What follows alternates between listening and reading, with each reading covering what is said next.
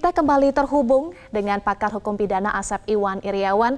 Kang Asep, masih kita bahas sedikit soal BAP ya. Sejak tadi kita bahas soal BAP yang berubah-ubah. Kang Asep, kalau BAP berubah-ubah terus, BAP yang mana nih yang dipegang oleh hakim? Ya, saya ulang, jadi keterangan BAP itu boleh berubah, diatur di 163. Sepanjang ada alasan untuk itu. Alasannya apa? Apakah bersesuaian enggak ya dengan keterangan yang lain? Nah, keterangan yang lain ini atas perintah 185 ayat 6 dan penjelasannya, hakim harus menilai kesesuaian ya. Nah, kalau saksi-saksi ini berubah ya, tidak bersesuaian dengan alat bukti yang lain, ya hakim akan menyampingkan. Bahkan kalau dia posisinya sebagai saksi, bisa kena saksi palsu. Cuma saya kan sudah tidak percaya karena sama hakimnya kalau saksi palsu terbukti ya Mas Susi sama Kodir tidak diberlakukan gitu kan, Ya. apalagi terhadap terdakwa ini satu itu. Baik.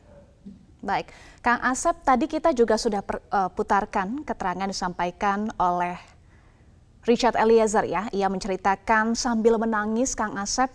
Ia menerangkan soal peristiwa tembak-menembak itu. Apa yang Anda soroti dari keterangan yang disampaikan oleh Eliezer tadi sambil menangis, Kang Asep?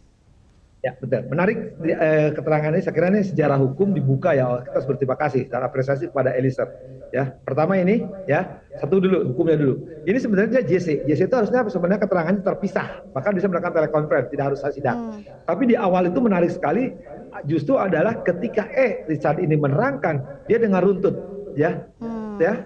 Kalau orang hakim yang pengalaman, penegak hukum pengalaman, atau nanti lebih baik nanti Metro menggunakan pendapat itu, ahli gestur tubuh ya, itu dengan tenang, dengan tidak ada jeda waktu, dia dengan santai menerangkannya, posisinya juga memegang mic dan tangannya. Kalau pengalaman sebagai hakim, kalau orang lurus, jujur, ya tidak mungkin melakukan gitu. Kita lihat tadi, ketika mendengar keterangan, sikap RR maupun KM berbeda. Itu yang pertama, artinya dia menerangkan fakta. Kali tanya tugas dia, relasi dia dengan para ajudan, ya kemudian tinggal di Saguling maupun di Duren 3, artinya ada kesesuaian. Tapi begitu ditanya peristiwa, nah berubahlah dia menangis, ya. Jadi tangisannya saya kira bukan tangisan air mata buaya, tapi kejujuran itu nampak. Kita lihat coba, ketika dia menjelaskan bagaimana nembak berapa kali, dia tidak ingat, diarahkan kemana dia tidak ingat, ya. Karena dia kan mungkin tidak tega melihat temannya sendiri. Nah ini yang gambar ini, tidak tega temannya sendiri, dia harus melakukan penembakan. Tapi itu kan ayo tembak, dia kan menjelaskan gitu kan, dia lakukan. Apalagi ketika dia Pak Joshua masuk, ya, dia kan itu persoalan, didorong. Pak ini kan terakhir dia dikatakan penjelasan Eliezer. Tapi dia mesti begini-begini, dia peragakan, aku suruh peragakan.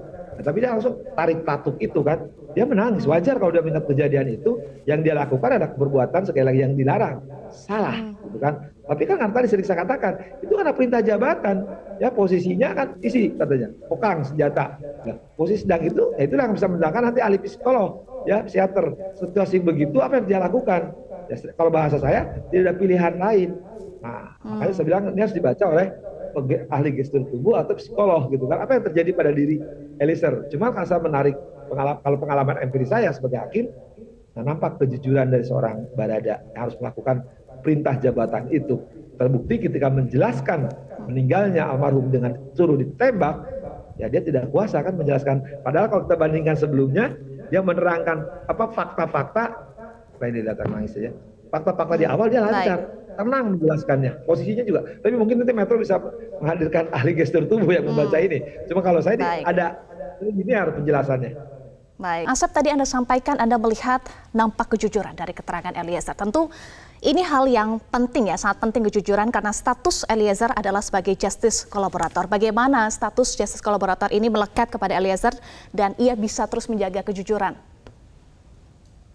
Tidak mungkin sebuah lembaga yang namanya LPSK tidak semudah itu mengeluarkan JC kalau dia nggak jujur. Ya, terbukti dia membuka aib ini, jadi langsung kan depan pimpinan Polri kan. Nah, ketika dia terus terang mengatakan itu, diapresiasi oleh LPSK yang bersangkutan mengajukan. Terbukti dikawal terus kan. Ada konsistensinya kejujuran. Nah, kejujuran itu dia memberi keterangan kan apa adanya.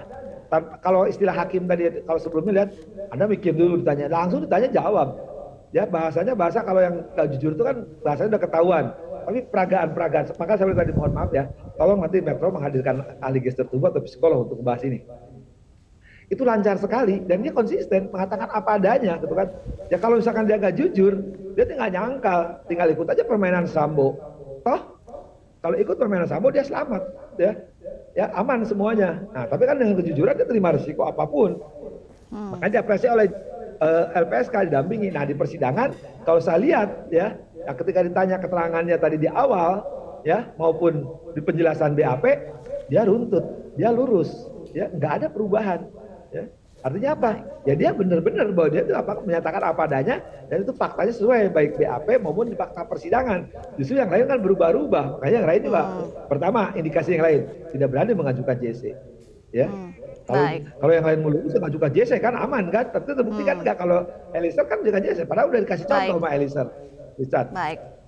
Ya, JC harus jujur, justice kolaborator harus jujur dan konsisten ya keterangannya. Terima kasih pakar hukum pidana Asep Iwan Iriawan sudah bergabung bersama kami di Breaking News Metro TV.